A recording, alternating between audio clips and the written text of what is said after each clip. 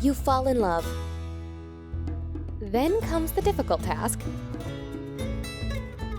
of planning the perfect wedding.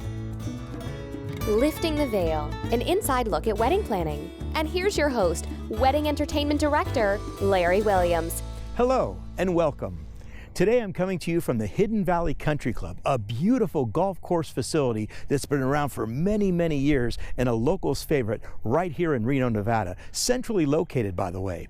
If you're looking for a great golf course facility, you found it right here. Take a look sometime, and I guarantee you, if you tour this facility in person, you'll be booking it. You're going to want it for your wedding. Great spot here at Hidden Valley. Now, I gotta tell you, today's episode I'm really excited about because I'm gonna talk all about traditions, and not just wedding traditions that we see at our receptions, but more importantly, the origins of these traditions. How the cake came about, how the toasting came about, how the white wedding dress came about. There's gonna be some very surprising things that you never thought possible where these traditions came from, and they date back centuries. It's all coming up today on Lifting the Veil.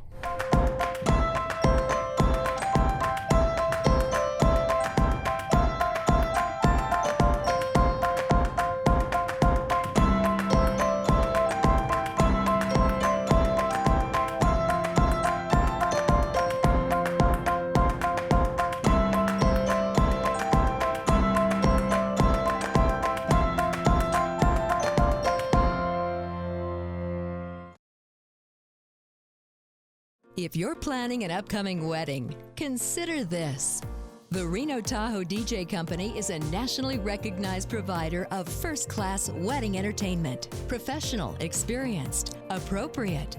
Expect the finest in quality from the first consultation to the final dance.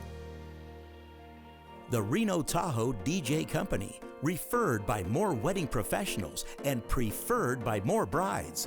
Visit renodj.com. Turn your wedding dreams into reality and find the area's best vendors in one convenient location. Visit the Northern Nevada Bridal Association at thennba.com.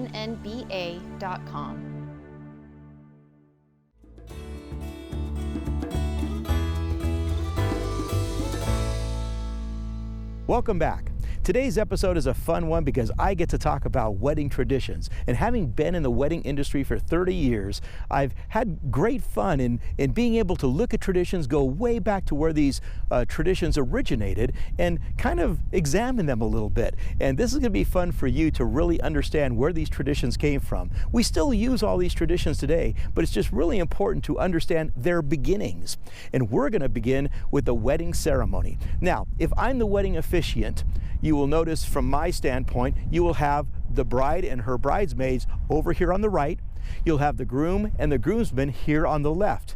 Do you know why that is?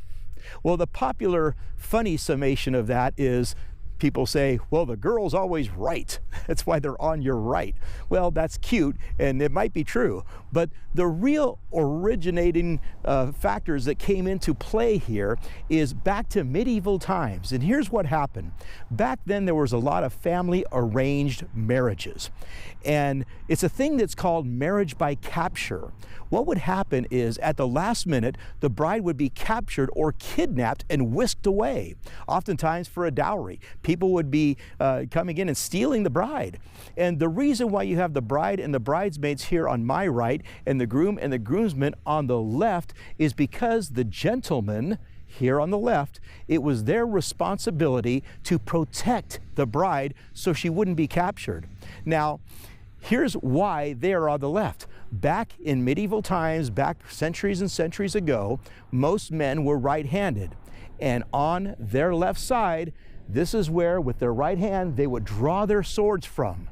And that's what they would use to protect the bride. So the reason you have the bride and bridesmaids on the right and the groom and groomsmen on the left is because those groomsmen were there to protect the bride by pulling their swords out. That's how they would keep them from being captured. That's just one of the many unique traditions that we see at weddings week in and week out. Another fun one is the toasts and how the toast came about.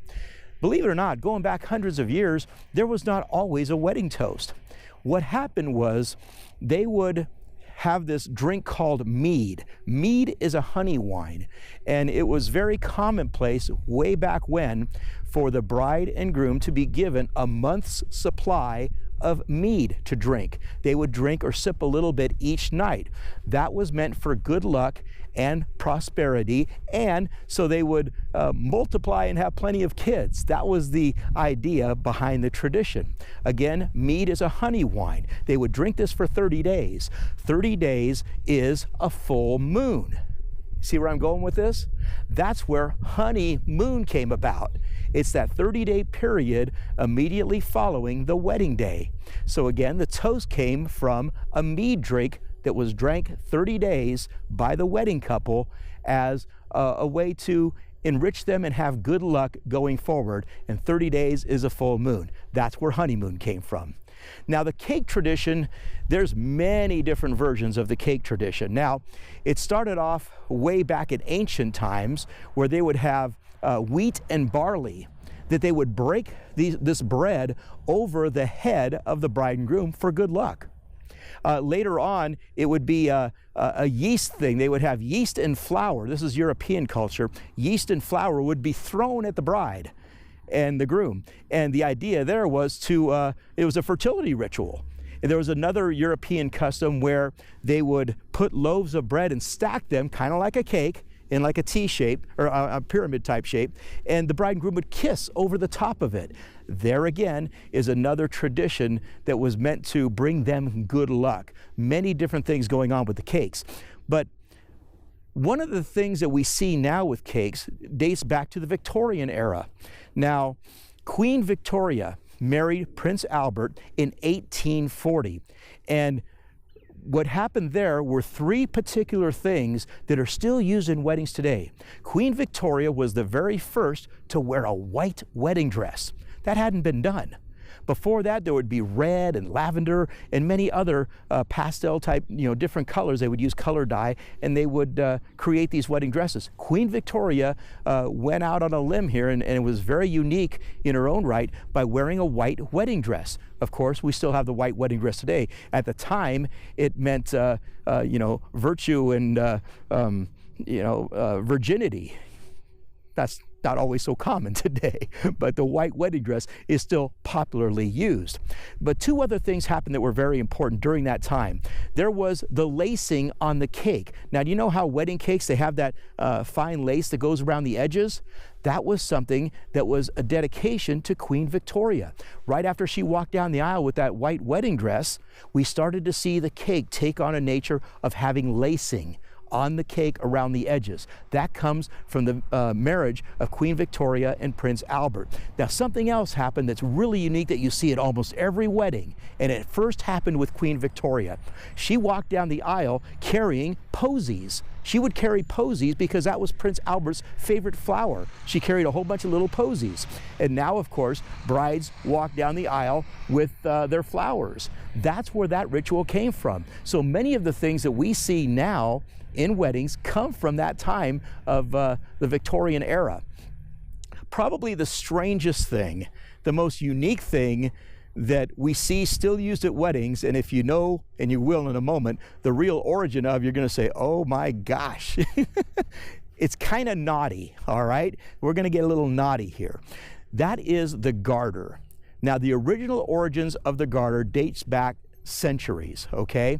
And what used to happen way back when is the garter, of course, would be on the bride's leg. But here's the thing, there would be witnesses, several people who would, after the wedding, would show up at the residence or wherever the bride and groom went to consummate their marriage, and they would witness the consummation of the marriage, in which time the garter would come off the leg and be handed to one of the men, who would then take it outside and hold it up, and everybody would say, oh gosh, the wedding has been consummated, congratulations. It got a little strange because, grooms started saying, you know what, I kind of don't want all you guys in here, which makes perfect sense. So what happened then is the grooms got wise and the people were not invited to witness the consummation of the marriage. But what would happen is the bride and groom would retire to their room, consummate the marriage, and then the groom would take that garter and he would throw it out the window to the waiting men. And of course, the crowd would cheer because the wedding was now officially consummated. So we still use the garter throw today, but its origins are really kind of unique and a little bit naughty. But those are just some of the unique things that are traditions that we still see today. And if you ever wonder why there's, like the money dance, for example, the money dance started off as a money tree. That's what your grandparents and their grandparents probably had at their wedding, was a money tree where people would hang dollar bills on the tree. Later that became a dollar dance. Later that became a money dance. There's many origins of everything you see at weddings that take place, and they have some significance. Most of them are for good luck and prosperity going forward for the bride and groom. I hope you enjoyed some of that and got some laughter out of a little bit of it, and realized that all these traditions have meaning. And the beauty of the modern day wedding is you can mix it up any which way you like. You don't have to have all the traditions. You could totally do away with the wedding toast or the cake. A lot of people just serve cupcakes now and don't even slice a cake. You can do anything you want. That's the beauty of the modern day wedding. But now you know some of the origins. Thank you so much for joining me here on this episode of Lifting the Veil, and I'll see you next time. Thanks for watching. Be sure to subscribe to our YouTube channel and follow us on social media.